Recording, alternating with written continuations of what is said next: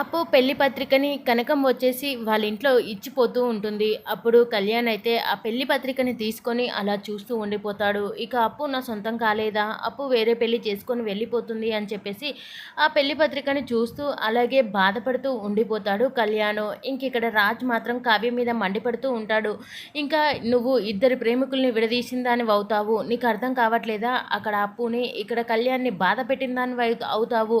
వాళ్ళిద్దరిని జీవితాంతం బాధపడమంటావా అని చెప్పేసి అంటూ ఉంటాడు రాజు. అప్పుడు కావ్య ఉండి నువ్వెందుకు ఇంత ఇలాగా మాట్లాడుతున్నావు అని చెప్పేసి అంటూ ఉంటుంది రాజుని. అవును, ఎందుకు అలా మూర్ఖుల్లాగా ప్రవర్తిస్తున్నారు మీరు అని రాజు అంటూ ఉంటాడు.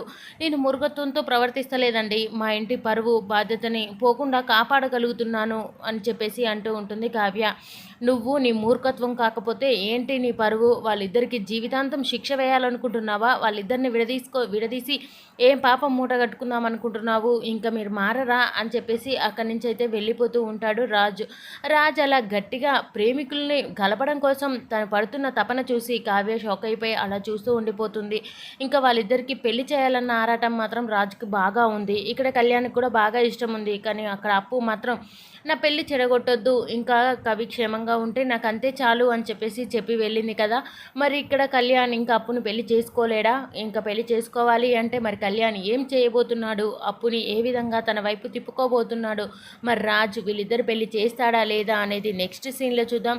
ఇలాంటి మరిన్ని లేటెస్ట్ అప్డేట్స్ కోసం మన ఛానల్ని అయితే సబ్స్క్రైబ్ చేసుకోండి friends. Please do subscribe. Thank you for watching.